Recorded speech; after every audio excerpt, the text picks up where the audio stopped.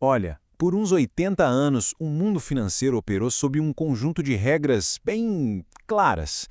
Só que essa ordem, ela está rachando, e está rachando bem na nossa frente. Esses conflitos recentes, essa volatilidade toda nos mercados, tudo isso são sinais. Sinais de que uma transferência gigantesca de poder e de riqueza já começou. Então vamos entender o que está por trás disso. Essa frase, ela resume bem a urgência da coisa. Isso aqui não é só mais um ciclo de mercado, sabe? É uma reorganização completa. É como se estivessem refazendo o tabuleiro do jogo financeiro mundial, algo que a gente não via desde o fim da Segunda Guerra. E os sinais, bom, eles estão por toda parte.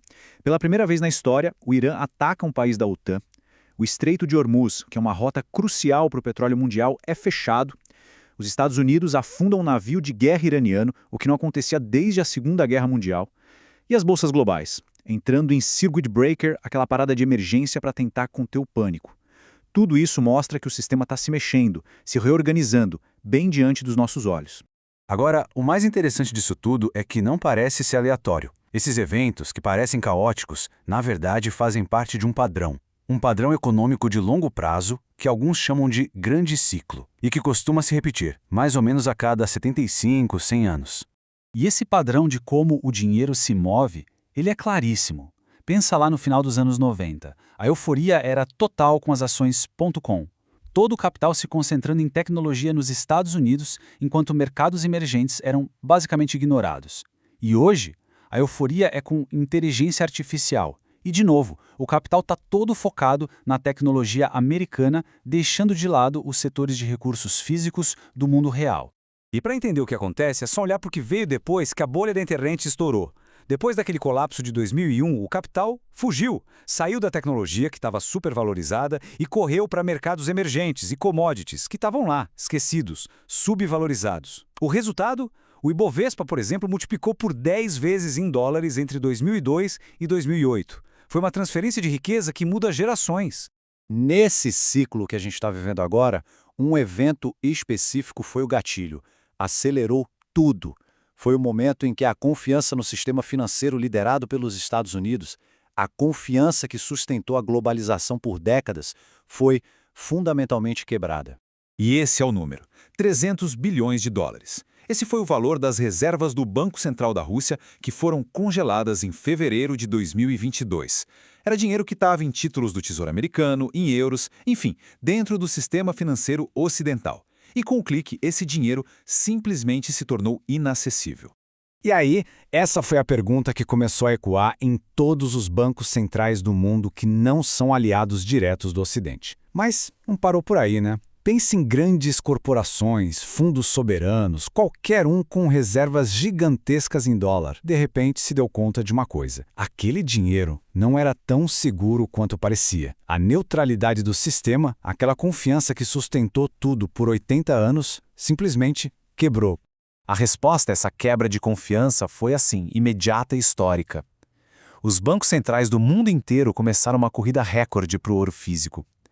Pela primeira vez desde 1996, eles hoje têm mais ouro do que títulos do Tesouro Americano em suas reservas.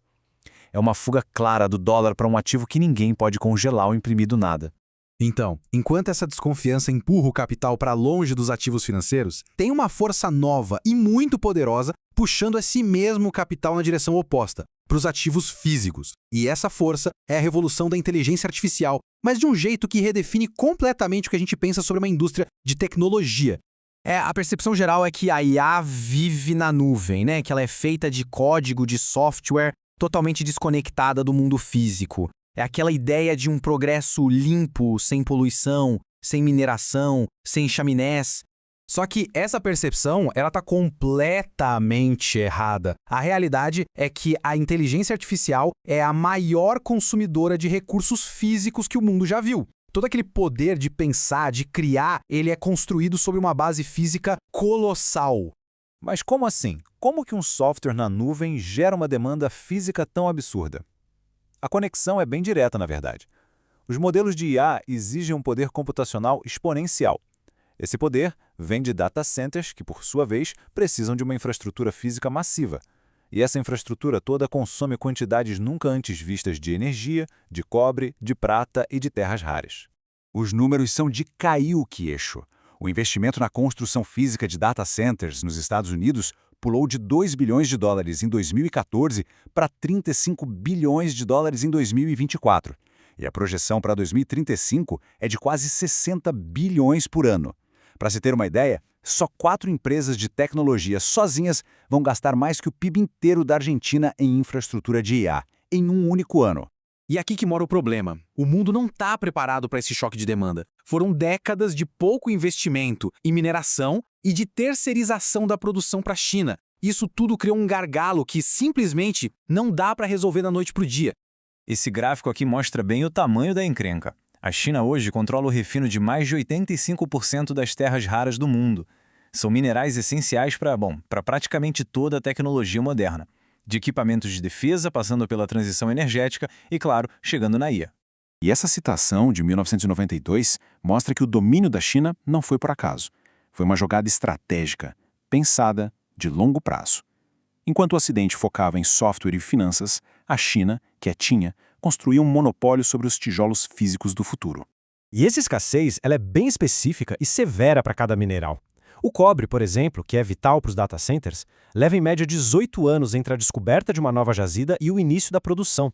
72% da prata, que é o melhor condutor elétrico que existe, é um subproduto de outras minas, então a oferta dela não aumenta só porque o preço sobe. O principal fornecedor de estanho, essencial para qualquer semicondutor, está no meio de uma guerra civil. E a produção de lítio para as baterias é extremamente concentrada em poucos lugares.